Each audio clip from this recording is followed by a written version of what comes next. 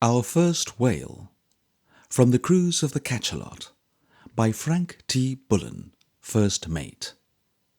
Narrated by Ant Richards. Simultaneous ideas occurring to several people, or thought transference, whatever one likes to call the phenomenon, is too frequent an occurrence in most of our experience to occasion much surprise.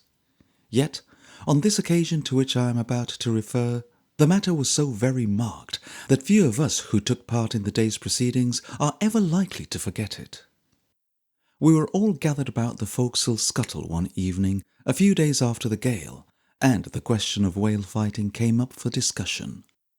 Until that time, strange as it may seem, no word of this, the central idea of all our minds, had been mooted.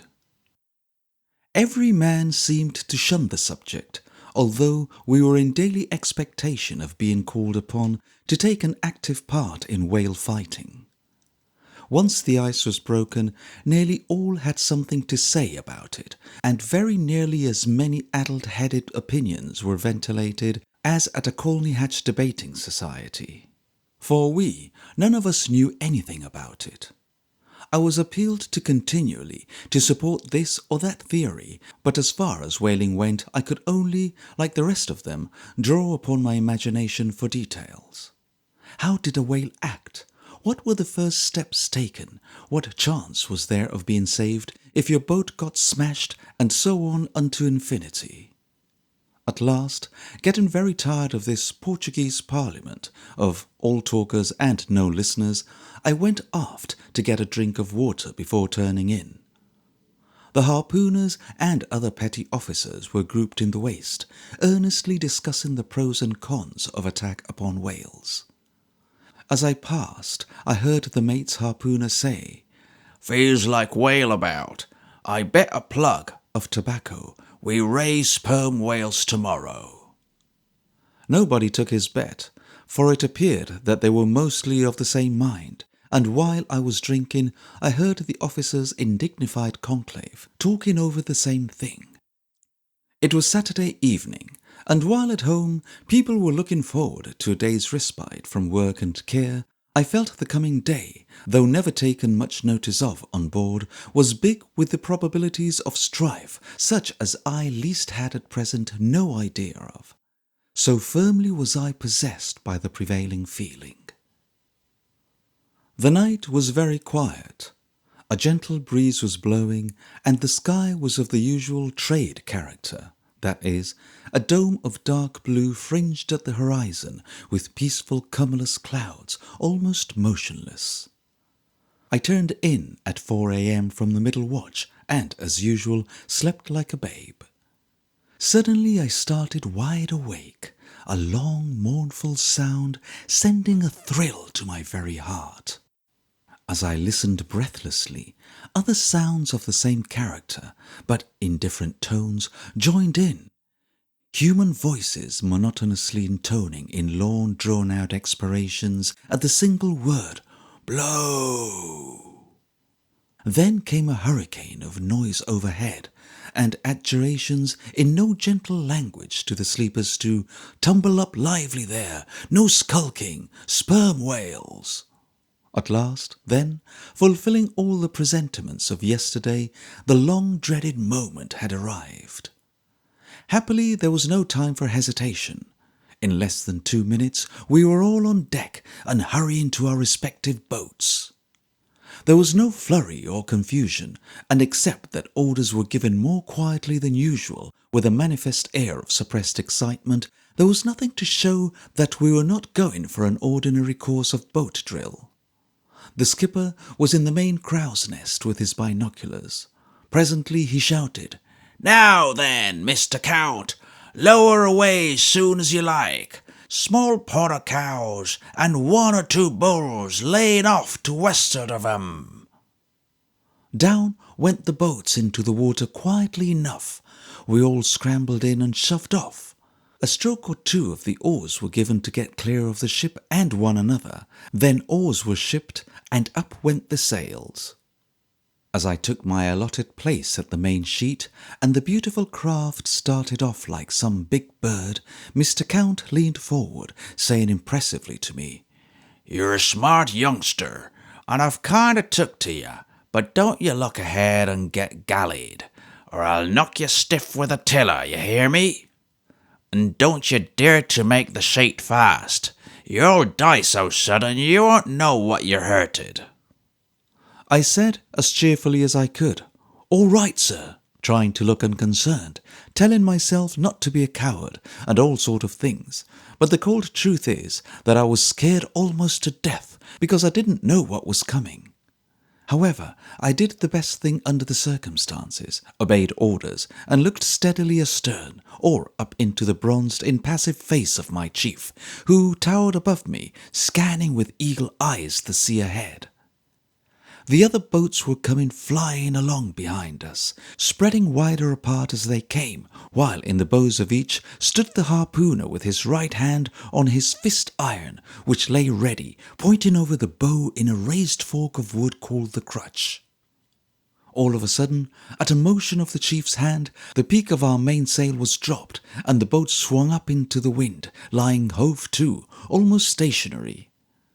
The centre-board was lowered to stop her drifting to leeward, although I cannot say it made much difference that ever I saw. Now, what's the matter, I thought, when, to my amazement, the chief, addressing me, said, "Wonder why we've hauled up, don't you?" "Yes, sir, I do," said I. "Wall," said he, "the fish have sounded, and if we run over 'em, we've seen the last of 'em. So we wait a while till they rise again, and then we'll probably get there or thereabouts before they sound again." With this explanation I had to be content, although if it be no clearer to my readers than it then was to me, I shall have to explain myself more fully later on. Silently we lay, rocking lazily upon the gentle swell, no other word being spoken by anyone. At last Louis, the harpooner, gently breathed, "Blow!" And there, sure enough, not half a mile away on the lee beam, was a little bushy cloud of steam apparently rising from the sea. At almost the same time as we kept away, all the other boats did likewise, and just then, catching sight of the ship, the reason for this apparently concerted action was explained. At the mainmast head of the ship was a square blue flag, and the ensign at the peak was being dipped. These were signals well understood and promptly acted upon by those in charge of the boats, who were thus guided from a point of view at least 100 feet above the sea. "Stand up, Louis," the mate murmured softly. I only just stopped myself in time from turning my head to see why the order was given. Suddenly there was a bump. At the same moment the mate yelled, "Give it to him, Louis, give it to him!" and to me, "Haul that main sheet now! Haul, why don't you?"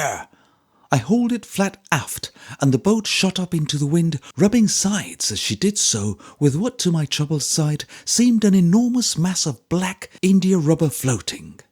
As we crawled up into the wind, the whale went into convulsions befitting his size and energy.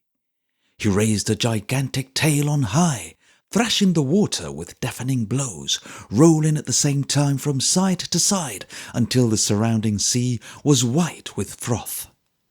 I felt in an agony lest we should be crushed under one of those fearful strokes, for Mr. Count appeared to be oblivious of possible danger, although we seemed to be now drifting back on the writhing Leviathan. In the agitated conditions of the sea, it was a task of no ordinary difficulty to unship the tall mast, which was of course the first thing to be done. As a desperate struggle and a narrow escape from falling overboard of one of the men, we got the long stick, with the sail bundled around it, down and fleeted aft, where it was secured by the simple means of sticking the heel under the after thwart, 2/3 of the mast extending out over the stern. Meanwhile, we had certainly been in a position of greatest danger, our immunity from the damage being unquestionably due to anything but precaution taken to avoid it. By the time the oars were handled and the mate had exchanged places with the harpooner, our friend the enemy had sounded. That is, he had gone below for a change of scene, marvelling no doubt what strange things had befallen him. Agreeably to the accounts of which I, like most boys, had read of the whale fishery, I looked for the rushing of the line round the loggerhead, a stout wooden post built into the boat aft, to raise a cloud of smoke with occasional bursts of flame. So, as it began to slowly surge round the post, I timidly asked the harpooner whether I should throw any water on it. "What for?" growled he, as he took a couple more turns with it. Not knowing what for, and hardly liking to quote my authorities here, I said no more but waited events. "Hold him up, Louis, hold him up, can't ya?" shouted the mate, and to my horror down went the nose of the boat almost under water, while at the mate's order everybody scrambled aft into the elevated stern sheets. The line sank quite a tune as it was grudgingly allowed to surge round the loggerhead, filling one with admiration at the strength shown by such a small rope. This sort of thing went on for about 20 minutes, in which time we quite emptied the large tub and began on the small one. There was nothing whatever for us to do while this was going on. I had ample leisure for observing the little game that was being played about a quarter of a mile away.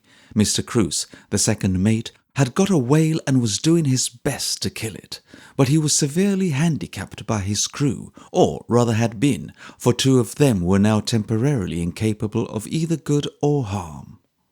They had gone quite batchy with fright, requiring a not too gentle application of the tiller to their heads in order to keep them quiet. The remedy, if rough, was effectual, for the subsequent proceedings interested them no more. Consequently, his manoeuvres were not so well or rapidly executed as he doubtless could have wished, although his energy in lancing that whale was something to admire and remember. Hatless, his shirt-tail out of the waist of his trousers, streaming behind him like a banner, he lunged and thrust at the whale alongside of him as if possessed of a destroying devil, while his half-articulate yells of rage and blasphemy were audible even to us. Suddenly, our boat fell backward from her slantindicular position with a jerk, and the mate immediately shouted, "Haul line there! Look lively now, you!" so on, etc., etc. He seemed to invent new epithets on every occasion. The line came in hand over hand, and was coiled in a wide heap in the stern sheets, for, silky as it was, it could not be expected in its wet state to lie very close. As it came flying in, the mate kept a close gaze upon the water immediately beneath us, apparently for the first glimpse of our antagonist. When the whale broke water, however, he was some distance off, and apparently as quiet as a lamb. Now, had Mr. Count been a prudent or less ambitious man, our task would doubtless have been an easy one, or comparatively so. But, being a little over-grasping, he got us all into serious trouble. We were hauling up to our whale in order to lance it, and the mate was standing, lance in hand, only waiting to get near enough, when up comes a large whale right alongside of our boat, so close indeed that I might have poked my finger in his little eye if I had chosen. The sight of that whale at liberty, and calmly taking stock of us like that, was too much for the mate. He lifted his lance and hurled it at the visitor, in whose broad flank it sank, like a knife into butter, right up to the pole hitches. The recipient disappeared like a flash, but before one had time to think, there was an awful crash beneath us, and the mate shot up into the air like a bomb from a mortar. He came down in a sitting posture on the mast thwart, but as he fell, the whole framework of the boat collapsed like a derelict umbrella. Louis quietly chopped the line and severed our connection with the other whale, while, in accordance with our instructions, we drew each man his oar across the boat and lashed it firmly down with a piece of line spliced to each thwart for the purpose. This simple operation took but a minute, but before it was completed, we were all up to our necks in the sea. Still in the boat, it is true, and therefore not in such danger of drowning as if we were quite adrift, but, considering that the boat was reduced to a mere bundle of loose planks, I, at any rate, was none too comfortable. Now, had he known it, was the whale's golden opportunity. But he, poor wretch, had had quite enough of our company and cleared off without any delay, wondering, no doubt, what fortunate accident had rid him of our very unpleasant attentions. I was assured that we were all as safe as if we were on board the ship, to which I answered nothing. But, like Jack's parrot, I did some powerful thinking. Every little wave that came along swept clean over our heads, sometimes coming so suddenly as to cut a breath in half. If the wind should increase, but no, I wouldn't face the possibility of such a disagreeable thing. I was cool enough now in a double sense, for, although we were in the tropics, we soon got thoroughly chilled. By the position of the sun, it must have been between 10 a.m. and noon, and we, of the crew, had eaten nothing since the previous day at supper, when, as usual, the meal was very light. Therefore, I suppose we felt the chill sooner than the better nourished mate and harpooner, who looked rather scornfully at our blue faces and chattering teeth. In spite of all assurances to the contrary, I have not the least doubt in my own mind that a very little longer would have relieved us of all our burdens finally, because the heave of the sea had so loosened the shattered planks upon which we stood that they were on the verge of falling all asunder. Had they done so, we must have drowned, for we were cramped and stiff with cold and our constrained position. However, unknown to us, a bright lookout upon our movements had been kept from the crow's nest the whole time. We should have been relieved long before, but that the whale killed by the second mate was being secured and another boat, the fourth mate's, being picked up, having a hole in her bilge you could put your head through. With all these hindrances, especially securing the whale, we were fortunate to be rescued as soon as we were, since it is well known that whales are of much higher commercial value than men. However, help came at last, and we were hauled alongside. Long exposure had weakened us to such an extent that it was necessary to hoist us on board, especially the mate, whose sudden stop when he returned to us after his little aerial excursion had shaken his sturdy frame considerably, a state of body which the subsequent soak-in had by no means improved. In my innocence, I imagined that we should be commiserated for our misfortunes by Captain Slocum, and certainly be relieved from further duties until we were a little recovered from the rough treatment we had just undergone. But I never made a greater mistake. The skipper cursed us all, except the mate, whose sole fault the accident undoubtedly was, with a fluency and vigour that was, to put it mildly, discouraging. Moreover, we were informed that he wouldn't have to, skulking. We must turn to and do something after wasting the ship's time and property in such a blank manner. There was a limit, however, to our obedience, so although we could not move at all for a while, his threats were not proceeded with farther than theory. A couple of slings were passed around the boat, by means of which she was carefully hoisted on board, a mere dilapidated bundle of sticks and raffle of gear. She was at once removed aft out of the way, the business of cutting the whale claiming precedence over everything else just then. The preliminary proceedings consisted of rigging the cutting stage. This was composed of 2 stout planks a foot wide and 10 feet long, the inner ends of which were suspended by strong ropes over the ship's side about 4 feet from the water, while the outer extremities were upheld by tackles from the main rigging and a small crane abreast the try-works. These planks were about 30 feet apart, their 2 outer ends being connected by a massive plank, which was securely bolted to them. A handrail, about as high as a man's waist, supported by light iron stanchions, ran the full length of this plank on the side nearest the ship, the whole fabric forming an admirable standing place from whence the officers might, standing in comparative comfort, cut and carve at the great mass below to their heart's content.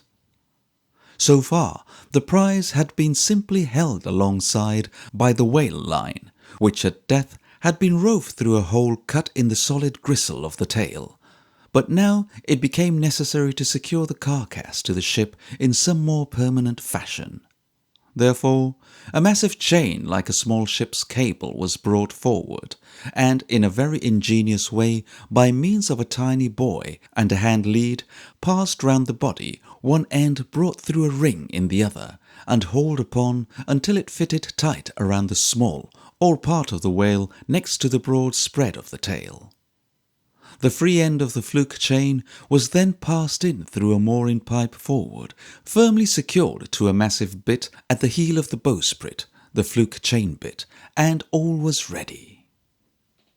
If too much stress had been laid upon the smashing of our own boat and consequent sufferings, while little or no notice was taken of the kindred disaster to Mr. Jones's vessel, my excuse must be that the experience filled me right up to the chin, as the mate concisely, if inelegantly, put it. Poor Goliath was indeed to be pitied, for his well-known luck and capacity as a whaleman seemed on this occasion to have quite deserted him. Not only had his boat been stove upon first getting on to the whale, but he hadn't even had a run for his money. It appeared that upon striking his whale, a small, lively cow, she had at once settled, allowing the boat to run over her. But just as they were passing, she rose gently enough, her pointed hump piercing the thin skin of half-inch cedar as if it had been cardboard. She settled again immediately, leaving a hole behind her a foot long by 6 inches wide, which effectually put a stop to all further fishing operations on the part of Goliath and his merry men for that day, at any rate. It was all so quiet, and so tame, and so stupid, no wonder Mr. Jones felt savage. When Captain Sloggum's fluent profanity flickered around him, including vehemently all he might be supposed to have any respect for, he did not even look as if he would like to talk back. He only looked sick and tired of being himself. The third mate, again, was of a different category altogether. He had distinguished himself by missing every opportunity of getting near a whale while there was a loose one about, and then saving the crew of Goliath's boat, who were really in no danger whatever. His iniquity was too great to be dealt with by mere bad language. He crept about like a homeless dog, much, I am afraid, to my secret glee, for I couldn't help remembering his untiring cruelty to the green hands on the first leaving port. In consequence of these little drawbacks, we were not a very jovial crowd forward or aft, nor that hilarity was ever particularly noticeable among us, but just now there was a very decided sense of wrongdoing over us all, and a general fear that each of us was about to pay the nullity due to some other delinquent. But fortunately there was work to be done. Oh, blessed work! How many awkward situations you have extricated people from! How many distracted brains have you soothed and restored by your steady, irresistible pressure of duty to be done and brooking of no delay! The first thing to be done was to cut the whale's head off. This operation, involving the greatest amount of labour in the whole of the cutting in, was taken in hand by the first and second mates, who, armed with 12-foot spades, took their station upon the stage, leaned over the handrail to steady themselves, and plunged their weapons vigorously down through the massive neck of the animal, if neck it could be said to have, following a well-defined crease in the blubber. At the same time, the other officers passed a heavy chain sling around the long, narrow lower jaw, hooking one of the big cutting tackle into it, the fall of which was then taken to the windlass and hove tight, turning the whale on her back. A deep cut was then made on both sides of the rising jaw. The windlass was kept going, and gradually the whole of the throat was raised high enough for a hole to be cut through its mass, into which the strap of the second cut-in tackle was inserted and secured by passing a huge toggle of oak through its eye. The second tackle was then hove taut, and the jaw, with a large piece of blubber attached, was cut off from the body with a boarding knife, a tool not unlike a cutlass blade set into a 3-foot-long wooden handle. Upon being severed, the whole piece swung easily inboard and was lowered on deck. The fast tackle was now hove upon, while the third mate on the stage cut down diagonally into the blubber on the body, which the purchase ripped off in a broad strip or blanket, about 5 feet wide and a foot thick. Meanwhile, the other 2 officers carved away vigorously at the head, varying their labours by cutting a hole right through the snout. This, when completed, received a heavy chain for the purpose of securing the head. When the blubber had been about half stripped off the body, a halt was called in order that the work of cutting off the head might be finished, for it was a task of incredible difficulty. It was accomplished at last, and the mass floated astern by a stout rope, after which the windlass pawls clattered merrily. The blankets rose in quick succession, and were cut off and lowered into the square of the main hatch or blubber room. A short time sufficed to strip off the whole of the body blubber, and when at last the tail was reached, the backbone was cut through, the huge mass of flesh floating away to feed the innumerable scavengers of the sea. No sooner was the last of the blubber lowered into the hole than the hatches were put on and the head hauled up alongside. Both tackles were secured to it, and all hands took to the windlass levers. This was a small cow whale of about 30 barrels, that is, yielding that amount of oil, so it was just possible to lift the entire head on board. But as it weighed as much as 3 full-grown elephants, it was indeed a heavy lift for even our united forces, trying our tackle to the utmost. The weather was very fine, and the ship rolled but little. Even then, the strain upon the mast was terrific, and right glad was I when at last the immense cube of fat, flesh, and bone was eased inboard and gently lowered on deck. As soon as it was secured, the work of dividing it began. From the snout, a triangular mass was cut, which was more than half pure spermaceti. This substance was contained in spongy cells held together by layers of dense white fibre, exceedingly tough and elastic, and called by the whalers white horse. The whole mass, or junk as it is called, was hauled away to the ship's side and firmly lashed to the bulwarks for the time being, so that it might not take charge of the deck during the rest of the operations. The upper part of the head was now slit open lengthwise, disclosing an oblong cistern or case full of liquid spermaceti, clear as water.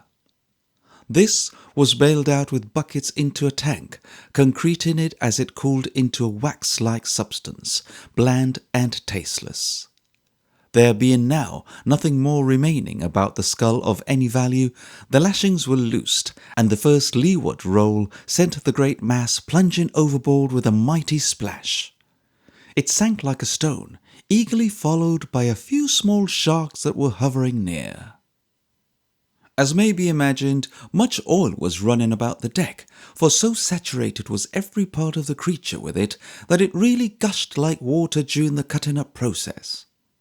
None of it was allowed to run to waste, though, for the scupper holes which drained the deck were all carefully plugged, and as soon as the junk had been dissected, all the oil was carefully squeegeed up and poured into the tripods.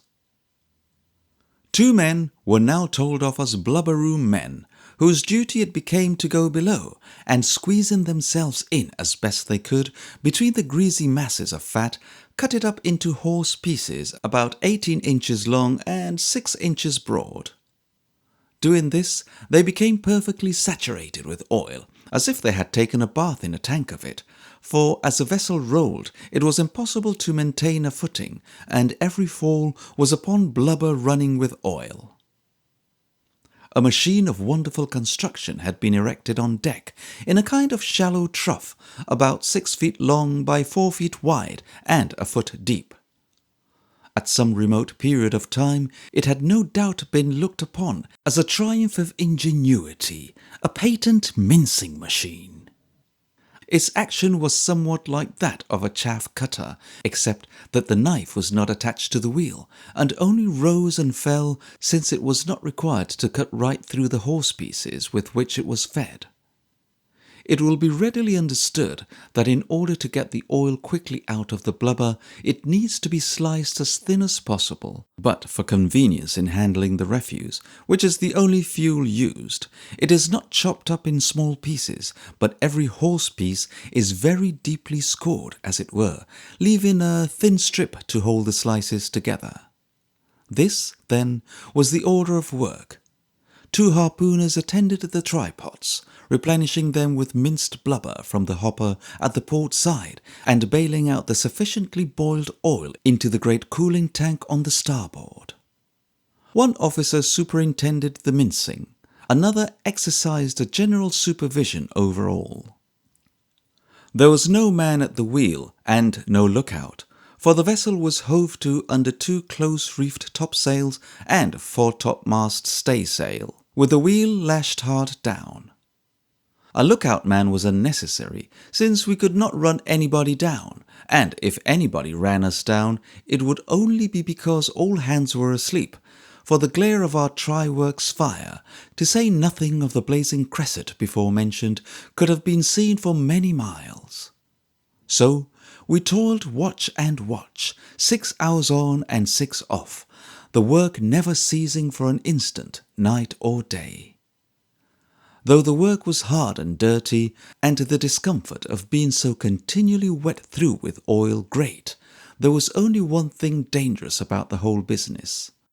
That was the job of filling and shifting the huge casks of oil. Some of these were of enormous size, containing 350 gallons when full, and the work of moving them about the greasy deck of a rolling ship was attended with a terrible amount of risk. For only 4 men at most could get fair hold of a cask, and when she took it into her silly old hull to start rolling, just as we had got 1/2 way across the deck, with nothing to grip your feet, and the knowledge that one stumbling man would mean a sudden slide of the 1.5 ton weight, and a little heap of mangled corpses somewhere in the lee scupper, well, one always wanted to be very thankful when the lashings were safely past. The whale being a small one, as before noted, the whole business was over within 3 days, and the deck scrubbed and rescrubbed until they had quite regained their normal whiteness. The oil was poured by means of a funnel and long canvas hose into the casks stowed in the ground tier at the bottom of the ship, and the gear, all carefully cleaned and neatly stopped up, stowed snugly away below again.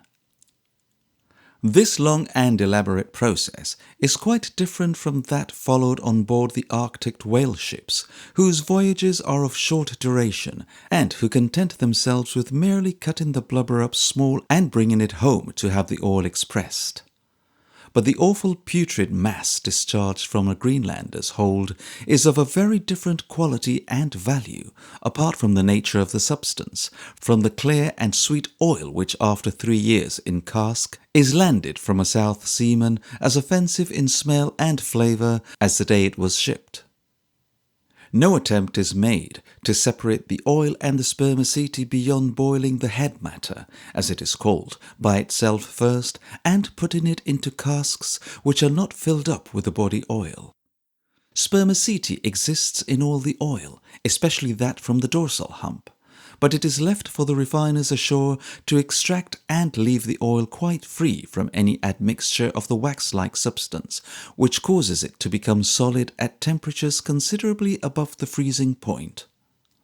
Uninteresting as the preceding description may be, it is impossible to understand anything of the economy of a South Sea whaler without giving it, and I have felt it the more necessary because of the scanty notice given to it in the only 2 works published on the subject, both of them highly technical and written for scientific purposes by medical men.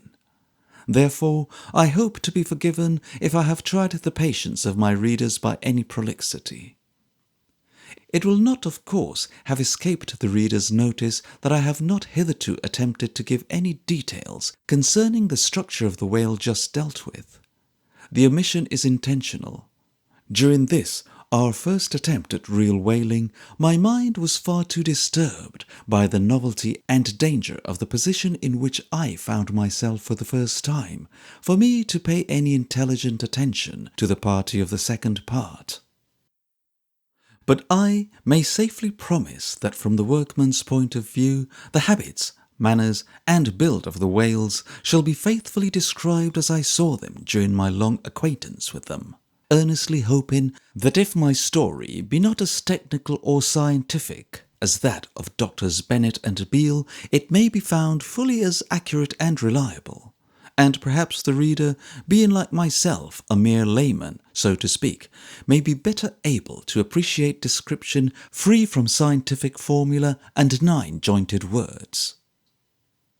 Two things I did notice on this occasion which I will briefly allude to before closing this chapter. One was the peculiar skin of the whale. It was a bluish-black and as thin as gold beater's skin, so thin indeed and tender that it was easily scraped off with a fingernail. Immediately beneath it, upon the surface of the blubber, was a layer or coating of what, for want of a better simile, I must call fine, short fur, although, unlike fur, it had no roots or apparently any hold upon the blubber. Neither was it attached to the skin which covered it. In fact, it seemed merely a sort of packing between the skin and the surface of the thick layer of solid fat which covered the whole area of the whale's body. The other matter which impressed me was the peculiarity of the teeth, for up until that time I had held, in common with most seamen, and landsmen too for that matter, the prevailing idea that a whale lived by suction, although I did not at all know what that meant, and that it was impossible for him to swallow a herring.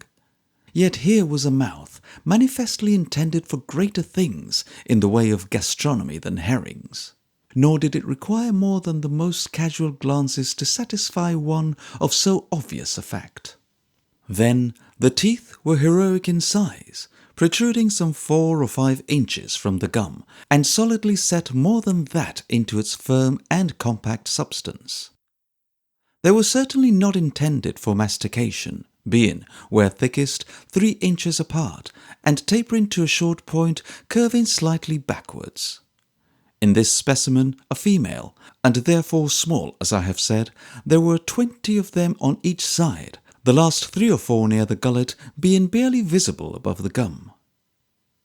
Another most convincing reason why no mastication could have been possible was that there were no teeth visible in the upper jaw. Opposed to each of the teeth was a socket where a tooth should apparently have been, and this was conclusive evidence of the soft and yielding nature of the great creature's food. But there were signs that at some period of the development of the whale it had possessed a double row of teeth, because at the bottom of these upper sockets we found in a few cases what seemed to be an abortive tooth, not one that was growing because they had no roots, but a survival of teeth that had once been perfect and useful, but from disuse or lack of necessity for them, had gradually ceased to come to maturity. The interior of the mouth and throat was of a livid white, and the tongue was quite small for so large an animal. It was almost incapable of movement, being somewhat like a fowl's. Certainly, it could not have been protruded even from the angle of the mouth, much less have extended along the parapet of that lower mandible, which reminded one of the beak of some mighty albatross or stork.